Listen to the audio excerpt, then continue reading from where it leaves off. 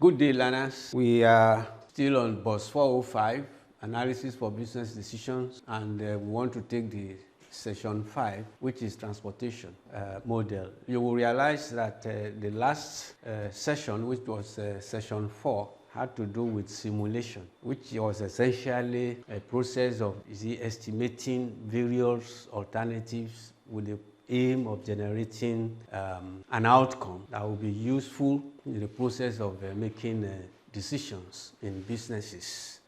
For today, transportation model is just a variant of linear programming model which you will have come across in 200 level. And essentially what I'm going to put across to you, the definition of a transportation model, the assumptions, and the process of solving for transportation problem. Essentially, transportation model has to do with how best to move items from one location to the other. When you say one location, that is the origin, and then the other end will be the destination. And it's either we want to move those items with the objective of minimizing cost of movement, or we are doing it with the objective of maximizing reward from it. In other words, transportation model is applicable to both minimization case and maximization case. The minimization is about cost and the maximization is about reward. You can use your transportation model to see how you can move items from the warehouse, for instance, to the different markets using the possible rewards in the different markets. I want to see how best to move so that you can maximize the reward from the market. And in the same manner, you can move items from factories into the different warehouses and see how you can minimize costs. Assumptions. There are very many assumptions with respect to transportation model, but I will itemize some of them, and of course you will find the rest in the study material. The first major assumption is that the items to be moved are homogeneous. That is, they are the same thing. If you are moving cocoa in bags, it will be cocoa. If you are moving bread from the factory to the warehouses, it has to be bread. Not that you will have cocoa and bread, move them together. 2, the unit cost of movement or unit reward of movement is constant. In other words, there is no bulk effect. There is no discount. Number 3, the factories or the origin will have fixed capacity. The destinations will also have fixed capacities. And of course, it is possible to move items from the one origin to several destinations, in which case we are saying that you can break the bulk. You can move in the items in bits to the different destinations. Let us try and look at a very convenient class example. In transportation model is usually like a matrix that will look like this. This is the warehouse. This is the factory. In other words, the factory is the origin and the warehouses are the destination. One easy way of understanding this is to take origin as the row and take the destinations as the columns. So suppose we have 3 factories, A, B, C, and we have 4 warehouses, 1, 2, 3, 4. At the top left hand corner, that is where you normally put the unit cost or the unit reward. In this situation, because we are moving from factory to warehouses, we are going to minimize costs. And what you have at the top left corner are the unit cost of movement. That's 3 naira, 2 naira, 1 naira, 2 naira, 1 naira, 3 naira, 1 naira, 2 naira, 2 naira, 3 naira, 3 naira, 4 naira. And you see in factory A, suppose the factory capacity is just 200 units of the items. Factory B, 150 units. And factory C, 145 units. Then the warehouses, they have fixed capacity as well. this is 200, this is 100, this is 120, and this is 75. So what we want to do essentially is, from factory A, how many of the warehouses can we move these 200 units into? The same thing for factory B and factory C, with the mind of minimizing the costs. That is what we want to do essentially. And like I said, all of the factories as well as the warehouses, they have fixed capacities. In other words, you cannot allocate more than what you have as their capacities. And that is what we call the ridge or rim constraint. When you are making the allocation, you cannot violate the ridge or rim constraints. Now, let us go into solving transportation problem. There are basically two broad steps in solving transportation problem. The first step is to generate the initial basic feasible solution. It is after that that you go to the next step of solving a transportation problem, which we simply call the stepping stone algorithm process. Now, in solving a transportation problem, it is important to first establish if the transportation problem is a balanced one. You have to establish whether it's a balanced one. Balance in the sense that, don't forget, we said the factories are the origin. So it's like the factories are supplying. So we can put supply here. And the warehouses are the destinations. They are the one receiving the supplies. So we can call this demand. And for the transportation problem to be a balanced one, the demand must be equal to supply. In other words, when you add what you have at the edge here, it must be equal to what you have when you add all of this. And if you do that, let us see what we get. This is 200, 350, 495. And this 200, 300, 420, 495. So this is a balanced transportation problem. However, if perchance the problem is not balanced, then there will be the need to first balance the transportation problem before you can even proceed to the first step of the solution, which is the generation of the initial basic feasible solution. And what you do is this. If supply is greater than demand, you create artificial demand. That is, you create artificial destination. If supply is less than demand, you create artificial supply. That is, you create artificial origin. And when whichever one you are creating, they will have 0 unit cost. Because we are only trying to do that to make the transportation problem to be balanced such that we will be able to solve. Now, let us go to solving proper. Because this one is a balanced transportation problem, then we can go to the generation of the initial basic feasible solution. And there are basically two methods of generating the initial basic feasible solution. The first method is what we call the northwest corner method. This method does not take into consideration the objective of the transportation problem. That is, it does not take into consideration whether you want to maximize or you want to minimize. It's only saying that allocation will start with the first cell of the transportation matrix, and is irrespective of the objective of the transportation problem. Whereas the other one takes into consideration the objective, and we have several methods. We have what we call the minimum cost stroke maximum reward method. We have the Vogel approximation method, and we have the inspection. Of course, when you read the study material, you are likely going to find out some other methods. But when you use any of this, it will reduce the number of iterations that you will go through, unlike when you are using the northwest corner method.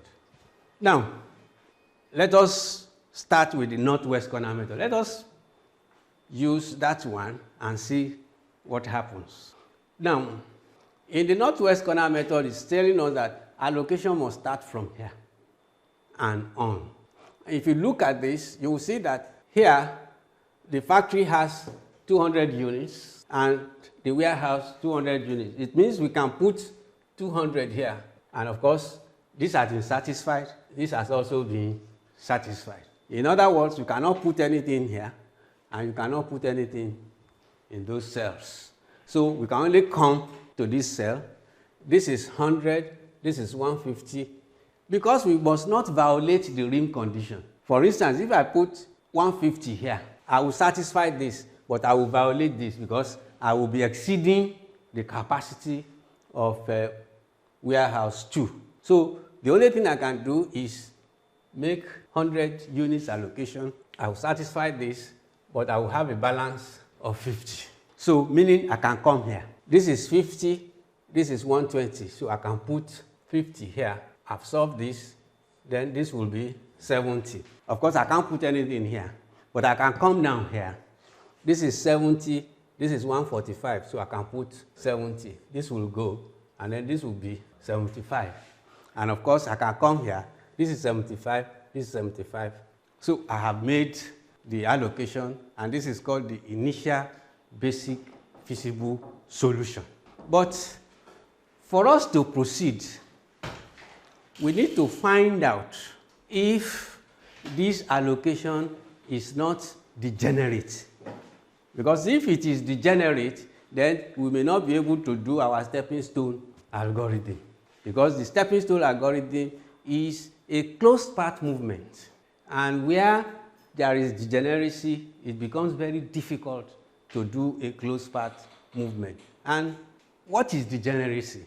Degeneracy occurs when a single allocation satisfies the two rim conditions at the same time before the final allocation. I'm saying this because even from our class example, you will see that the first allocation here, this is 200. It satisfies this, and it also satisfies this. So it tells us that there's a very likelihood of having a degenerate allocation. But the 75 we did here was the last or final allocation. At the final allocation, of course, you will satisfy the two rim conditions at the same time. So that is what informed the way this definition has been couched. But you will know whether there is degeneracy when the number of occupied cells is less than the sum of rows and columns minus 1. So anytime you evaluate the occupied cells, all you need to do is find out the number of occupied cells. If it is less than the sum of rows and columns of transportation problem, then there is degeneracy. And from our example, you will see that we have 3 rows, we have 4 columns, minus 1, this should be 6. So what we are saying in effect is that the occupied cells must be 6. And looking at, let us count, 1, 2, 3, 4, 5. So there's degeneracy. And degeneracy must be solved before we can go to the next level of solving the transportation problem. And what do we do? To solve the degeneracy, you make a dummy allocation to the neighboring cells where degeneracy occurred. You see, we know this was where the degeneracy occurred from this example. And the neighboring cells are this and this. So what we are being told now is that we make a dummy allocation. And a dummy allocation is a 0 allocation. So we can put 0 here or here. For instance, let us put it here. Now let us count. 1, 2, 3, 4, 5, 6. So we have corrected for degeneracy, and we can now move to the next level of solving the transportation problem.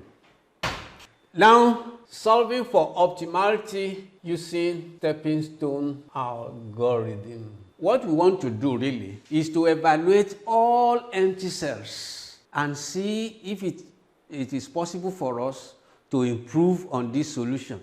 And before we go on, let us find out what is the cost of this allocation. And the transportation cost will be 200 into 3 naira plus 0 into 2 naira plus 100 into 1 naira plus 50 into 2 naira plus 70 into 2 naira plus 75 into 4 naira. And this will be 600 plus 0 plus 100 plus 100 plus 140 plus 300. And this will be 600, 700, 800, 940, that is 1,002 naira. So let us keep that because we are going to refer to it as the solution progresses. So what we want to do now is to evaluate all of these empty cells and see if we can improve on the solution. Let me write out the empty cells. They are A2, A2, A3, A3, and A4. And for this one, you have B4, and this you have C1 and C2. Now, in evaluating this using the stepping stone algorithm, we want to make a closed path movement. And in the closed path movement, you are expected to take the shortest route possible, and you are allowed to jump, and you will step just on one empty cell. All other cells must be filled.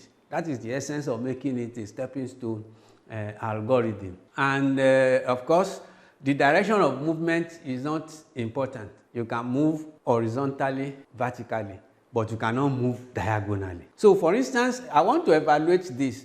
What I want to do really is that, suppose I bring items to this place, what will happen to the costs? And I have to do that using a closed path movement. And I can do this. I can move here, here, here, back. That's a closed path, meaning that this is plus because I want to add to it. This is minus. Whatever I put here, I must take it away so that I don't violate the rim condition. And then this will be plus and this will be minus. In other words, in every closed path movement, the number of minuses must be equal to the number of pluses, in which case the number of cells that you will touch will always be even. You cannot have odd. So in this one, if I put into it, if I put 1 unit to it, my cost will be 2 naira. If I take 1 unit out of this, I will reduce my cost by 1 naira. If I put any unit into this, I will increase my cost by 2 naira. If I take anything from here, I will reduce my cost by 3 naira. And what will this give us? 0. In other words, if I put anything here, it does not affect, it does not improve anything. Let us go to A5, A3, this one. Of course, this I can move here.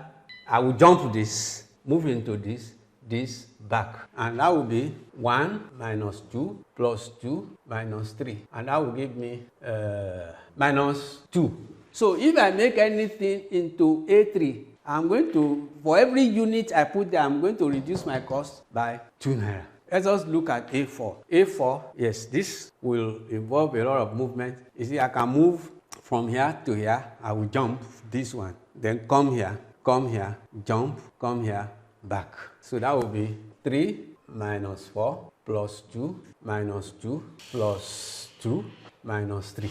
What would that give us? It is minus 1 plus 1 minus 1 minus, no, that is 1. So add the pluses. 3, 2, 2. That is 7. Add the minuses. 4, 6, 9. So it's minus 2. Before this, I can come here, here, here, back. That's 3 minus 4 plus 2 minus 2. So this is minus 1. Then C1. C1, I can do this, I can do this.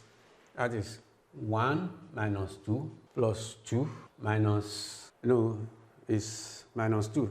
1, 2, 2, 2. And that will be 3, 4 minus 1. And C2, this is this. 3 minus 2 plus 2 minus 1. That is 2.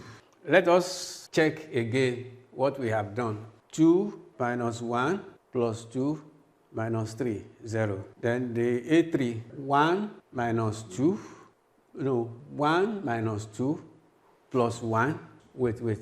This is 1, 2, 1, 2. We are looking at A3 now. So it is 1 minus 2 plus 1 minus 2.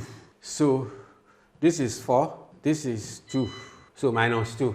That's the correct thing. Then A4, 3, 4, 2, 2, 2, 3. That is 2, 5, 7, 7, 2, minus 2. Fine. Then B4, this 3, 4, 2, 2. So that's minus 1. C1, this is 1, 1, 2, 2, 2, minus 1. And then C2, maybe 3, 2, 2, 1. So now, looking at this, you will see that we have this as those that can improve the solution. Now, because there is a tie, because when you are choosing, you choose the one that will give the highest contribution. And the highest contribution here is 2. And you have 2 of them, A3 and A4. And what you do here is that you choose arbitrarily. In other words, because of the tie, you can choose A3 or you choose A4. So let us look at A3 and A4. If you look at A3 and A4, I just want to teach a trick here now. If you look at A3, A4, you will see that the unit cost in A3 is 1, all right? And the unit cost at A4 is 3. So there's every likelihood that this will be a better option instead of, because we want to minimize cost. So let us choose A3. Now, if you look at A3, it is this. So this is plus, minus, plus, minus. When you look at the minuses, 50 and 200, you will observe that what we can do so that we will not violate any rim condition is to take the least. And in this case, the least is 50. And we will now have a table that will look like this. Warehouse, 3, 2, 1. 2, 1, 3.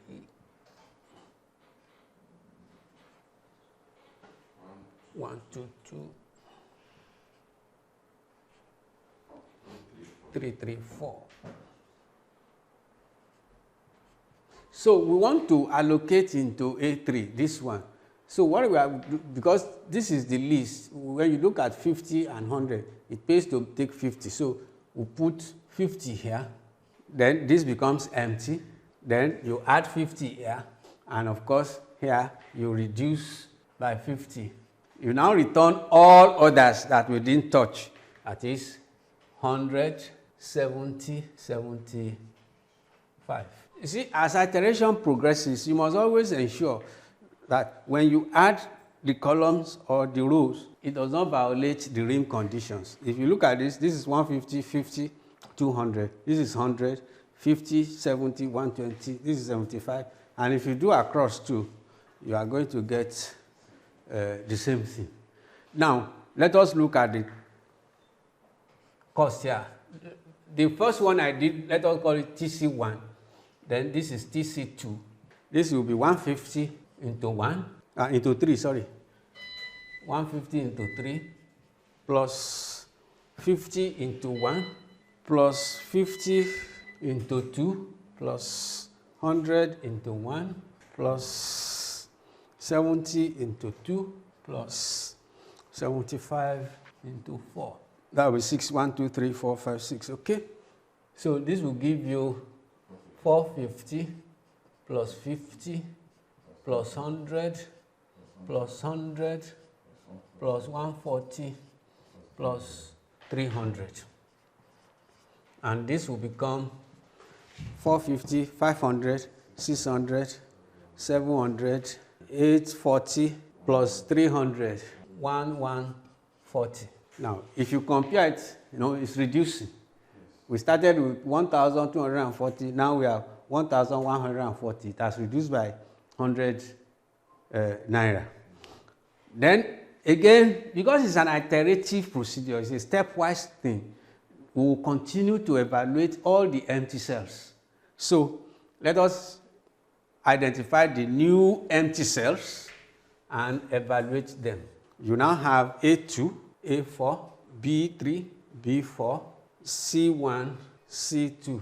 Now, a closed path will be 2, 1, 2, 3. 2, 1, 2, 3. It will still be A4. A4, we can do this, which is 3 minus 4 plus 2 minus 1.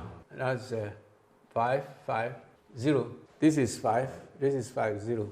B3, it is 2, 1, 3, 2. 2 minus 1 plus 3 minus 2.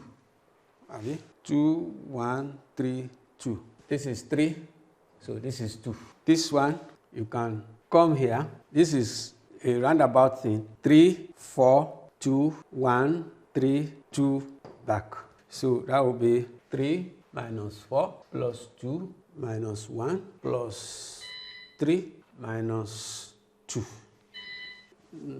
5, 8, 6, 7, 1. C1, this can be this back. That is 1 minus 2 plus 1 minus 3. And this will be 5, 2. That's minus 3. And C2, you can move here, down. That will be 3 minus 2 plus 1 minus 3 plus 2 minus 2. 1, 2, 3, 4, 5, 6.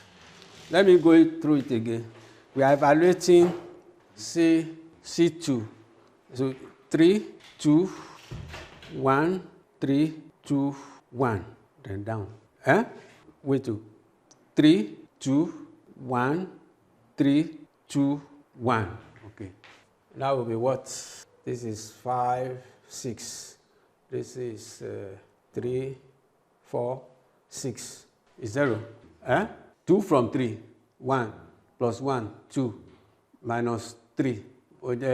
Minus 1 plus 2. That's 1. Minus 1 is 0. Now, looking at this, you will see that the only negative one is C1. C1. And what it means is that we can make, if we make allocation to C1, we are going to further reduce the cost of transportation. And the part is this. So this is plus, minus, plus, minus. And if you look at the minus, it is 70 and 150. So we can only take 70 so that we do not violate any of the ring conditions. So let us draw the new table. 3, 4, A, B, C.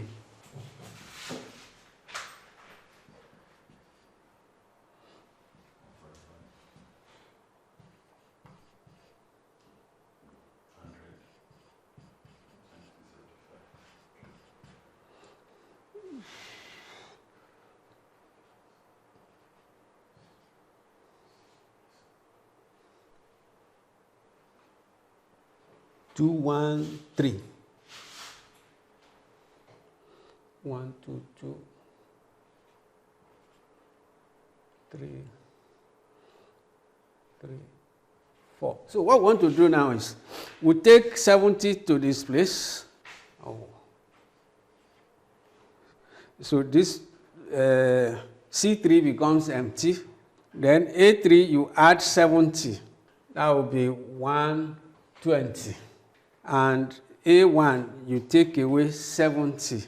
That will be 80. And then those that we didn't touch will return. That is 100, 50, any other one, 75. So let us see 80, 120, 200, 50, 100, 150, 70, 75, 140. Then down, this will be 130, 200, 100, 120. So we are still in order. Again, let us find out the cost. TC3. That will be 80 into 3 plus 120 into 1 plus 50 into 2 plus 100 into 1 plus 70 into 1 plus 75 into 4. 1, 2, 3, 4, 5, 6. So this will be 240 plus 120 plus 100 plus 100 plus 70 plus 300. And that gives, this is 360, 460, 560, 630, 930.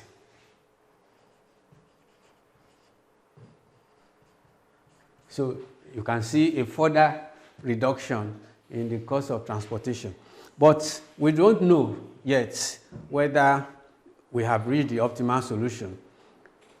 I'm trying to do this until we get to the optimal solution, then I can give you the rule that you will use in determining whether a solution is optimal or not. So, our new set of empty cells, A2,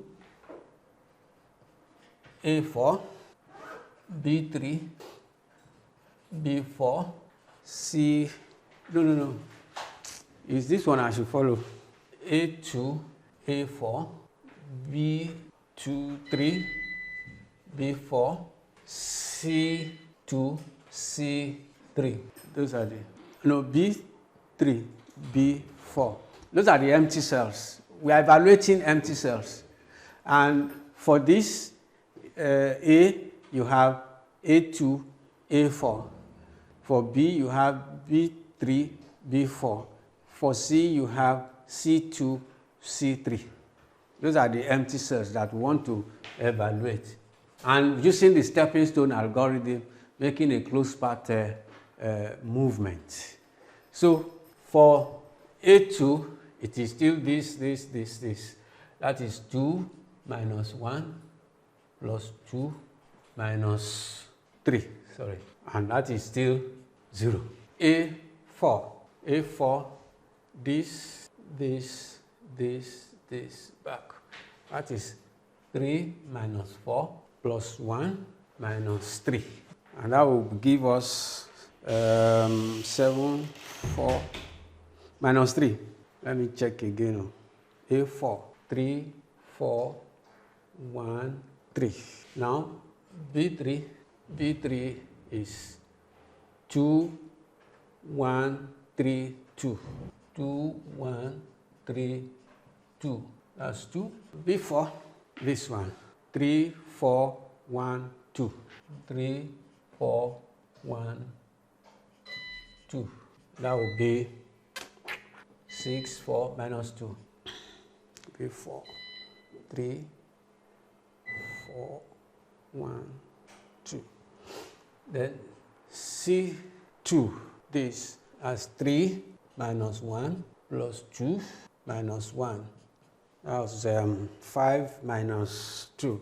C3 is 2 minus 1 plus 3 minus 1.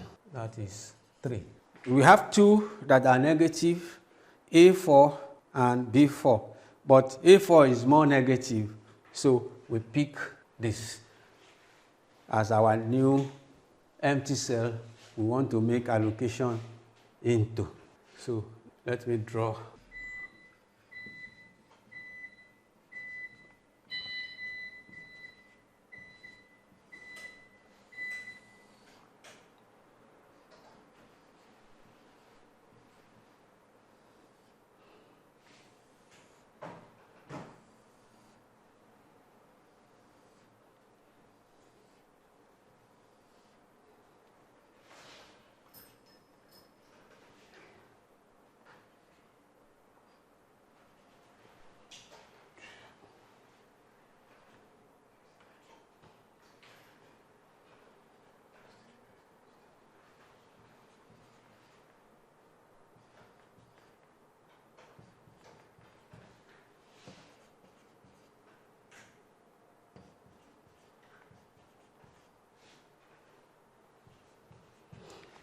So we want to make allocation into A4, this place.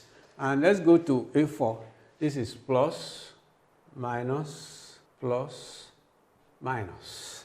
So 80, 75, we take 75. So A4, we put 75. So this becomes 0. Then we'll add 75 to 70. It becomes 145. We take 70 from 80. We have 5. Then we return all of those we did not touch.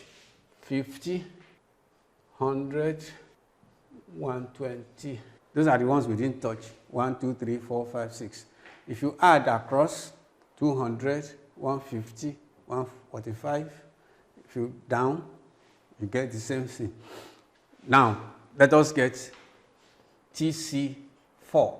It's 5 into 3 plus 120 into 1 plus 75 into 3 plus 50 into 2 plus 100 into 1 plus 145 into 1. Okay, that gives us 15 plus 120 plus 225 plus 100 plus 100 plus 145. And this becomes 135, 225 plus this, 425 plus 145. This is 5, 1, 0, 1, 7. 705. Check again. 1, 5, 7, 10, 0, 1, 705. If you check, we were at 930 before. We are now at 705, meaning that we are still reducing the cost. Now, we need to evaluate the empty cells again. No, don't forget, I have said that in transportation problem, what we do is an iterative process of evaluating all the empty cells to see if we can further reduce our cost or we can further improve our reward, depending on the nature of the transportation problem. So let us review all the empty cells again and see what we can get. The empty cells we have are A2, B3, B4, C2, C3, C4. Those are the empty cells. For A2, it is 2 minus 3 plus 2 minus 1, 0. B3, that will be 2 minus 1 plus 3 minus 2. That will be 2. B4, this is 3 minus 3 plus 3 minus 2. C2 is 3 minus 1 plus 2 minus 1. And that will be 3. C3, this is 2 minus 1 plus 3 minus 1.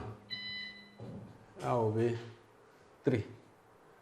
And C4, this is 4 minus 3 plus 3 minus 1.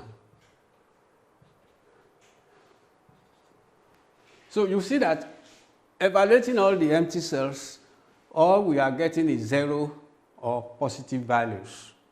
It is at this point, it shows that we can no longer improve on the transportation problem, which is a minimization case. And of course, the rule, let me now give you the rule. In a minimization case, a transportation problem becomes optimal when the evaluated empty cells are 0 or positive. Let me repeat. In a minimization case of transportation problem, solution becomes optimal when the evaluated empty cells are 0 or positive. In a maximization case, the solution is optimal when the evaluation of the empty cells are 0 or negative.